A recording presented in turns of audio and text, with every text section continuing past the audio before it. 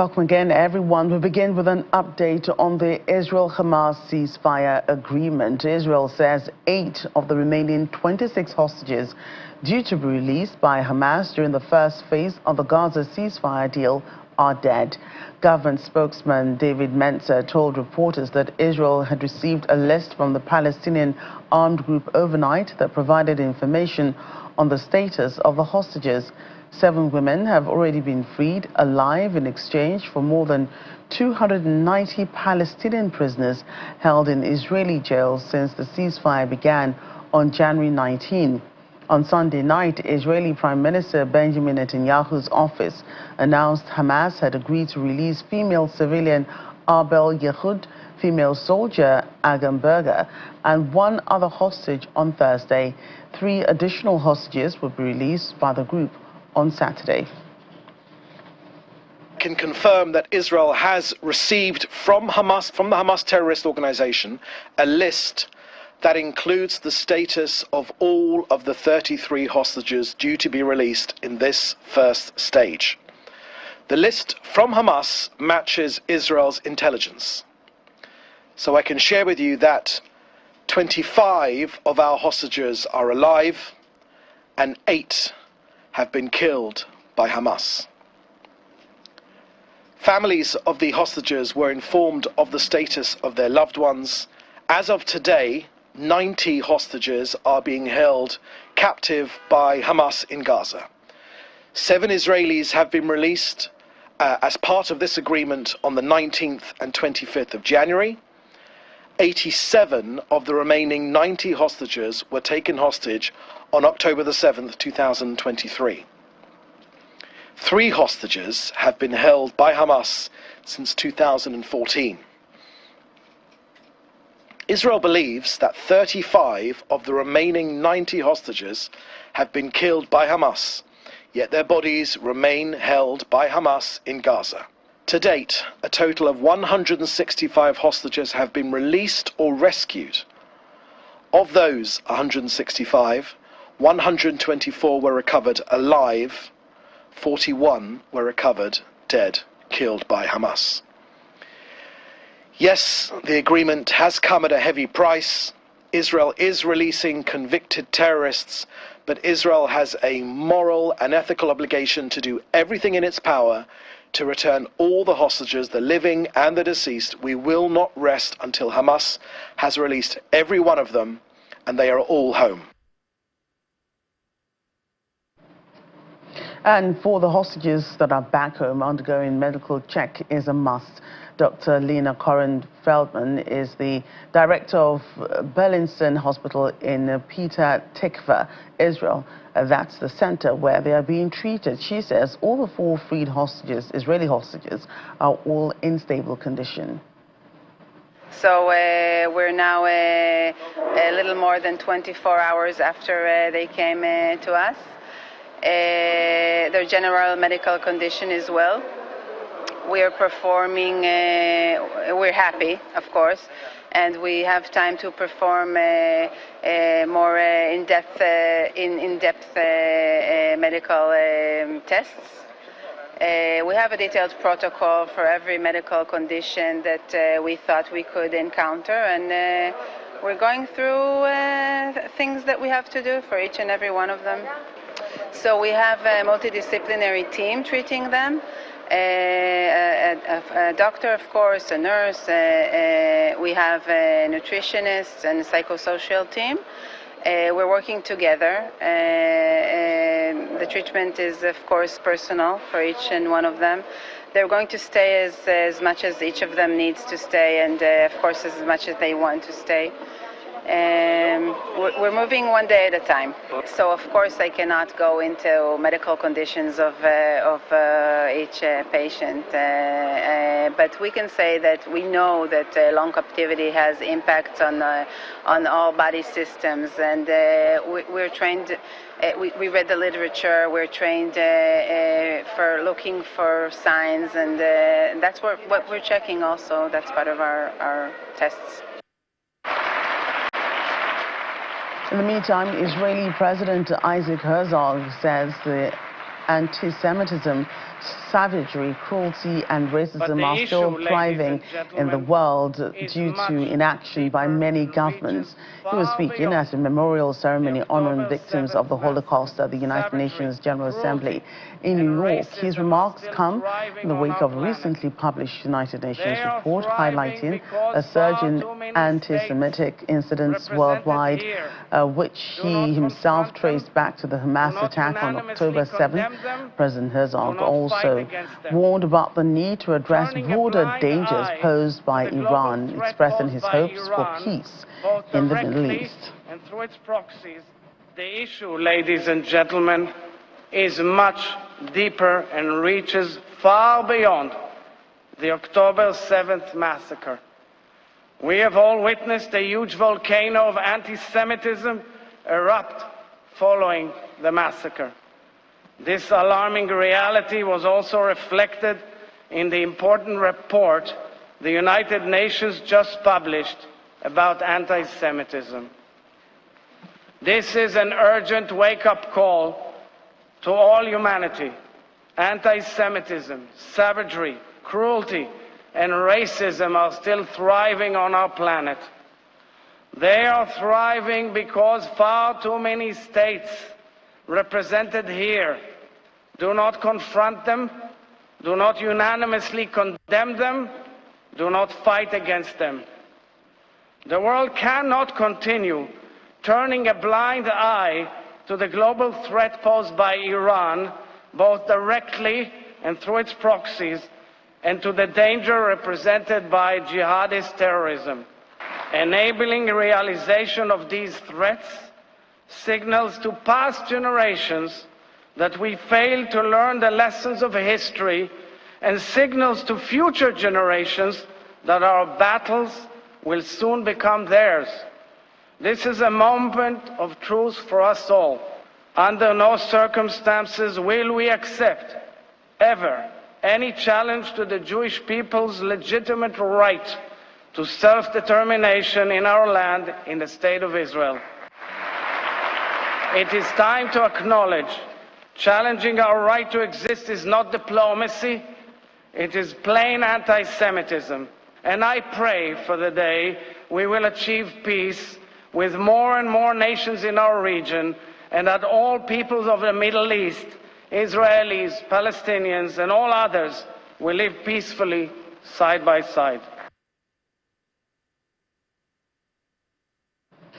Let's get more on this. Joining us now is VOA correspondent in Jerusalem, Linda Gradstein. A pleasure having you on the program today. Thank you. Let's begin with the progress we are seeing on the ceasefire deal this week. This is week 2. What are we to expect for the remaining weeks to come in this first phase? Well, there is a timetable laid out of how many hostages will be released each week, how many Palestinian prisoners, getting to the end of the 6-week ceasefire on day 42, when a larger number is supposed to be released. However, after there were some tensions between Israel and Hamas, specifically over the hostage Arbel Yehud, who is a civilian and was supposed to be released before the 4 young women soldiers who were freed on Saturday. She's apparently being held by Islamic Jihad, and Israel said it would not open the road to northern Gaza until they had proof that she was to be released. So in the end, there will be an additional release this week on Thursday of Arbel Yehud, of the last of the female soldiers. There are 4 were freed. There's 1 more. And of 1 older man. The reports are that it will be Keith Siegel, who was a joint U.S.-Israeli citizen. He's in his mid-70s. And then there will be an additional release on Saturday. Now, starting this week, there are supposed to be talks going on about a permanent ceasefire in Gaza. An Israeli delegation is in Egypt right now to talk about that. And so the ceasefire does seem to be taking root. It's still, of course, tenuous, but it seems that both Israel and Hamas have an interest in continuing the ceasefire, at least to the end of this first stage. Right, an interesting twist. 8 of the hostages that were supposed to be released are dead. Does this have any impact on the agreement? Well, first of all, it's not a surprise. That was sort of known beforehand, but it does affect the number of Palestinian prisoners who will be freed. For example, for soldiers, including the 4 women soldiers who were released, Israel is freeing 50 Palestinian prisoners, including dozens who were responsible for murdering hundreds of Israelis. That's something that's sort of difficult for the Israeli public to accept, although it does support this hostage deal even at this price. And some of them are being deported to Qatar, to Egypt, or to the West Bank, not being allowed to go back to Gaza. Some are going back to Gaza. So it will affect the number of Palestinian prisoners released, because the number of prisoners to be released for a dead body is less than that for somebody who's alive. And soldiers more prisoners will be released than for civilians. And how are the hostages released, doing? We heard from the doctors that they are in stable condition. We do not know the kind of health situations, they're in, that they're being described as stable for. But when will they be able to go home? Well, of the 3 first hostages who were released last week, who were all young female civilians, have already gone home, which is a good sign. The 4 young women soldiers who were freed, on Saturday, are in relatively good condition. Although doctors say that they were held for months, sometimes by themselves in tunnels. They were not given very much to eat, only bread and rice, and they drank seawater. And given that, all of those situations, they're in remarkably good shape. They are, came out, they look pretty good. Doctors have said that any issues that they're facing are not permanent, and that they will be able to kind of get back to what they were. There are reports that just before they were freed, they were given better food, and they were even given drugs to make them look and feel happy. So physically, they're actually in relatively good shape. That said, some of the other prisoners who are expected to be released as part of this first stage, I mentioned earlier Keith Siegel, who's in his mid-70s. He apparently is in much poorer health. Obviously, the fact that these women, those who've been released so far, are young, that made a big difference. So it's not clear what will be the physical condition of the future hostages who will be freed. And emotionally, I can't even begin to imagine how these young women will deal with their situation emotionally. All I do know is that basically the reunions with their parents have been playing on a almost non-stop loop on Israel television since Saturday. Right, and they're experiencing difficulty mentally, and many more ways. I heard the doctors saying they're also going through some kind of psychosocial therapy. How are Israeli hostages who've been in such captivity, how are they reintegrated into society after their horrible experience? Well, in this case, we don't yet know, because it's so new. If I can just add one more quick story. One of the 4 who were released, Daniela Gilboa, has a boyfriend since 7th grade. And he, at one point while she was in captivity, he proposed to her. And now that she's home, he proposed to her again, and she accepted. So that's something that's kind of nice. Look, cherry news, yes. Israel has a past history. There were dozens of POW prisoners who were held in Syrian captivity or in Egyptian captivity for many months after the Yom Kippur War. And when they came back, it was difficult, but they did reintegrate into Israeli society, especially those who were young, these young women, 19, 20. I think it's likely that they will make a full recovery, both physically and emotionally. And what more can you tell us about the situation in Gaza? So in Gaza, tens of thousands of Palestinians have returned to northern Gaza. Hamas says it's 300,000. Israel says it's 30,000. There's the pictures are of a river of humanity just kind of walking back, carrying bedrolls, carrying water. The situation in northern Gaza is very difficult. I mean, huge swaths of northern Gaza have been really destroyed. It's where some of the heaviest fighting was, and Israel told civilians to leave at the beginning for their own safety. So it's not clear what, if anything remains of many of the people's houses and where they will live. That said, Palestinians see the fact that they can go back to northern Gaza, to their homes, as a victory. Hamas is portraying it as a victory. And in addition, large amounts of humanitarian aid are entering Gaza now, presumably also tents and shelters and other kinds of things. So it will probably take some time, but my guess is many of the Palestinians who were interviewed on TV say they want to go back to their homes even if their homes no longer exist, and they want to rebuild their homes. They are not interested in President Trump's idea that they go to either Jordan or Egypt.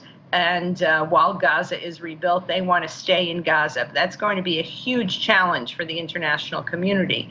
But I think there is a feeling that Palestinians in Gaza are just relieved and happy that the war is over, and they really want to try to begin to rebuild their lives. Yeah, we'll get to show our viewers some of this situation in just a moment. Linda, thank you for your time. Sure.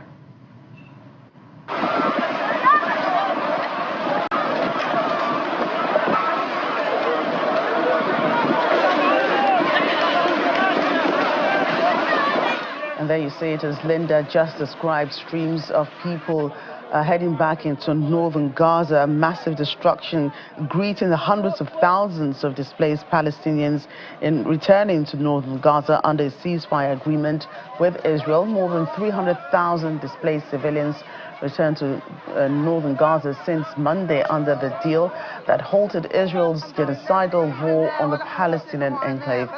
The joy of the returnees, however, was marred by the tough living conditions they're going to face in the area, which had been laid to waste by 15 months of Israel's aerial and ground attacks. Most returnees say there's no source of water in the area, let alone the lack of empty spaces to set up shelter tents on their land due to the rubble of destroyed homes. And the UN's Children's Agency, UNICEF, says it has accelerated the distribution of supplies and services to children in the Gaza Strip, with more than 350 trucks entering in the first week of the long-awaited ceasefire. The trucks filled with water, hygiene kits, malnutrition treatments, warm clothing, tarpaulins and other critical humanitarian aid have been entering from crossing Gaza points at both the north and south of the Gaza Strip and being distributed with partners to families in need. More than 2 million people in the Gaza Strip, half of them children, face devastating shortages of basic necessities, including safe water and sanitation, food and medical care. The damage to infrastructure is extensive, leaving many schools, hospitals and homes destroyed. Been 15 very long months for children and their families here in Gaza, long months of deep suffering and utter deprivation. Families are in need of everything, really. Since the ceasefire has taken effect, the humanitarian community has been bringing in larger volumes of supplies, including UNICEF. Yesterday alone, we were able to collect 77 trucks with life-saving supplies. They contain things like water, sanitary products, nutrition items, baby clothes, winter clothes for children, and also kits like these. These are bags that will be handed out to vulnerable adolescent girls. It's very important that the humanitarian sector continues to have access as it had over the past 2 days. We need an enabling environment, not just to collect the supplies at the crossing, to bring them into Gaza, but also to be able to distribute them to children who need them the most.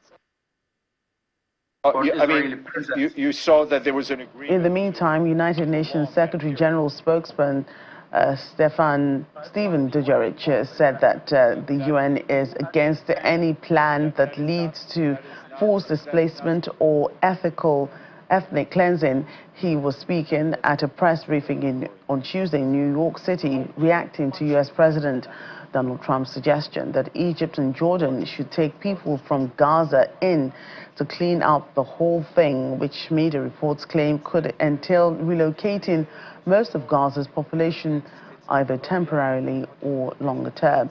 On Mr. Trump's announcement of the suspension of U.S. humanitarian aid, Mr. Dujarric acknowledged Washington's leading role as the largest contributor to the UN system in terms of voluntary contributions to humanitarian development aid.